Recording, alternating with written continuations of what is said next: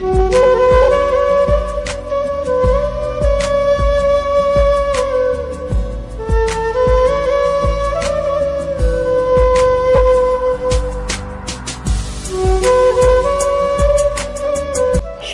খরচ বাদেও কিন্তু প্রতি মাসে কিছু টাকা করে জমিয়ে বছর শেষে কিন্তু লাখ টাকা বা লাখ টাকারও বেশি কিন্তু জমানো যায়। তারই সহজ কিছু উপায় বলে দেব আমি আমার আজকের এই ভিডিওতে।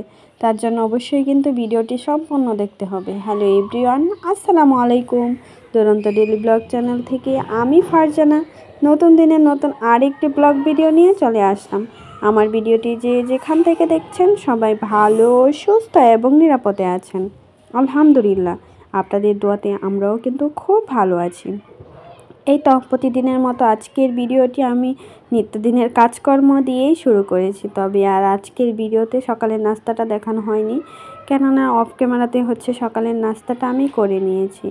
তারপর এখানে গতকালকে তাহসানের বাবা কমলা নিয়ে আসছিল তাহসানের জন্য, তো রাত্রেই অনেকগুলো খেয়ে ফেলেছে আমার ছেলে। তো এগুলোই ছিল অবশিষ্ট, তো আর কি এগুলো ঝুড়িতে রাখছিলাম, তো সেটাই আর কি শেয়ার করলাম। তো এখান থেকে একটা কমলা ওকে ছিলে দেব, ওর এখন ঠান্ডা লেগেছে। তারপর ঠান্ডা অবস্থায়ও কিন্তু কমলা খাওয়া কিন্তু ছাড়ে নাই, এটা খেতে অনেক বেশি পছন্দ করে আর কি আমার ছেলে। তারপর এখানে তাহসানকে একটা কমলা ছিলে দিচ্ছিলাম, আর কমলাগুলো দেখতে এত বেশি সুন্দর লাগছিল কি বলবো, খুবই ভালো লাগছিল। মানে কালারটা অনেক বেশি সুন্দর আর খেতেও কিন্তু অনেক মজা ছিল, মানে একদম মিষ্টি ছিল। অনেক কমলা আছে কিন্তু খেতে ভালো লাগে না, মানে চুক্কা টাইপের, তো এটা কিন্তু চুক্কা ছিল না, একদম মিষ্টি ছিল। সংসার খরচ বাদেও কিন্তু আমরা চাইলে প্রতি মাসে একটা মোটা অঙ্কের টাকা যদি ব্যাংকে জমিয়ে রাখি, তাহলে কিন্তু বছর শেষে দেখা যায় 10 লাখ বা তার থেকেও বেশি কিন্তু টাকা জমে যায়। যেমন মানে আমরা যদি প্রতি মাসে ব্যাংকে 10,000 টাকা করে, তাহলে কিন্তু বছরে কিন্তু অনেক টাকাই জমা হয়ে যায়। আর যে ব্যাংকে রাখা হয় সেখান থেকেও কিন্তু লাভ দেয়, মানে টাকা রাখলেও কিন্তু লাভ দেয়। বা এমনও হতে পারে যে 5 বছর বা 6 বছরের জন্য একটা অ্যাকাউন্ট, মানে বিমা অ্যাকাউন্ট করে রাখলে সেখানে টাকা প্রতি মাসে জমালে তারপরেও কিন্তু অনেক টাকা লাভ দিয়ে থাকে।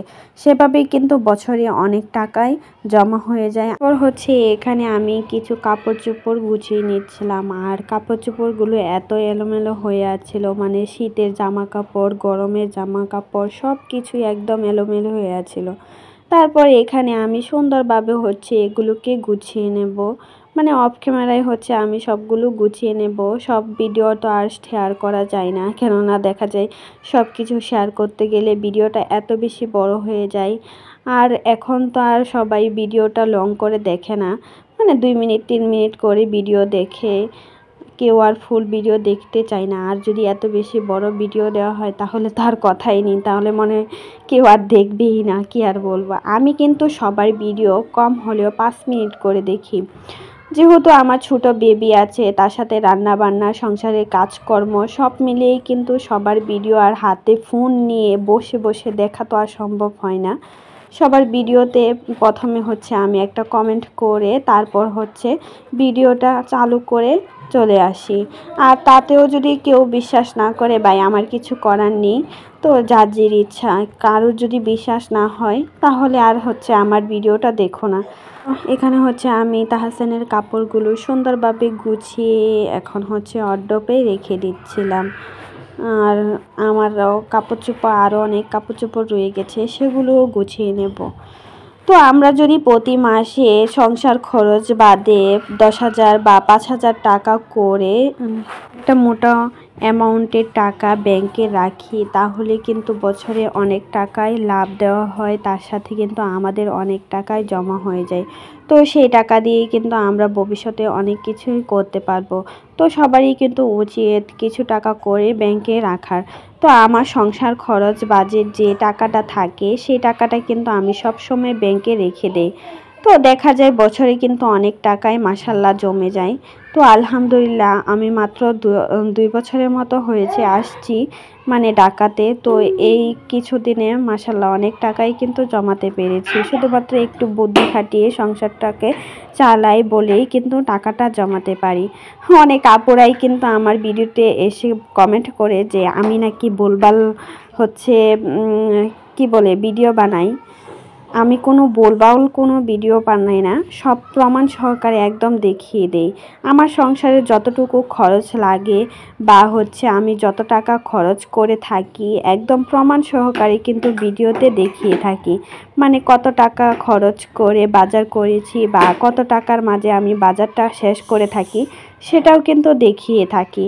তো তোমরা যদি আমার আগের ভিডিওগুলি দেখে থাকো তাহলে কিন্তু আর এই কথাটা বলতে পারতে না। তো আমি সব আমার সংসারের যতটুকু লাগে বা যতটুকু প্রয়োজন ততটুকুই কিন্তু খরচ করি, তার থেকে বেশি কখনোই 1 টাকাও খরচ করি না। আর হচ্ছে অপচয় করতে আমি কিন্তু একদম পছন্দ করি না। আমার যারা রেগুলার ভিডিও দেখে থাকো তারা কিন্তু অবশ্যই জানো। এভাবে অল্প টাকা দিয়ে সংসার চালাই বলেই কিন্তু বছরে অনেক টাকা করে জমাতে পারি, শুধুমাত্র এই উপায়টির কারণেই, মানে ব্যাংকে টাকা রাখার কারণেই কিন্তু বছর শেষে অনেক টাকা করে জমাতে পারি। আর আমরা সবাই যদি এভাবে করে মোটা একটা অ্যামাউন্টের টাকা সংসার খরচ বাদে যে টাকাটা থাকে সেটা ব্যাংকে রেখে দেয় তাহলে কিন্তু অনেক টাকাই বছর শেষে জমানো যায়। তো এভাবে একটু বুদ্ধি খাটিয়ে চলে তবেই কিন্তু সম্ভব হয় যে হচ্ছে সংসার খরচ থেকে বা সংসার খরচ বাদে টাকা জমানো। এই তো এখানে হচ্ছে আমি ওয়ারড্রোবে সব কাপড় চাপড় সুন্দরভাবে গুছিয়ে তারপর উপরের অংশটাও মুছে নিয়েছি। তারপরে এখানে গতকালকে রাত্রে হচ্ছে তাহসানের বাবা শাক নিয়ে আসছিল। তো আমি এই শাকের নামও জানি না আর কোনোদিন খাইও নাই, কি আর বলবো। তবে যখন রান্না করেছি শাকটা, রান্না করার খাওয়া দাওয়ার পরেই কিন্তু বয়সটা দিয়েছি। তবে মাশাআল্লাহ শাকটা খেতে এত বেশি মজা কি বলবো। তোমরা যদি এই শাকটার নাম কেউ জেনে থাকো অবশ্যই কিন্তু আমাকে কমেন্টে জানাতে ভুলবে না। তো আমি শিওর জানি না এই শাকটার নাম কি, তো প্রথমবার খেয়েছি তবে ভালোই লেগেছে। তো কেউ যদি নাম জানো তাহলে কিন্তু অবশ্যই কমেন্টে জানাতে ভুলবে না। এখানে আমি শাকগুলো সুন্দরভাবে বেছে নিচ্ছিলাম, মানে তাহসানের বাবাই বলছিল এভাবে শাকগুলো মানে বেছে নেওয়ার জন্য। তো যে শাক মানে সব শাক যেভাবে রান্না করি সেভাবেই হচ্ছে এই শাকটাও রান্না করে নিয়েছিলাম। তো খেতে ভালোই লাগছিল, মানে প্রথমবার খেয়েছি তবে ভালোই লাগছিল। তারপর শাকও রান্না করলাম, সাথে একটু ডিম বোনা করেছিলাম। আজকে আমাদের ঘরে কিন্তু তেমন একটা ডিম খাওয়া হয় না, যারা আমার রেগুলার ভিডিও দেখে থাকো তারা কিন্তু জানো যে ডিমটা কিন্তু আমার ছেলেকেই খাওয়াই।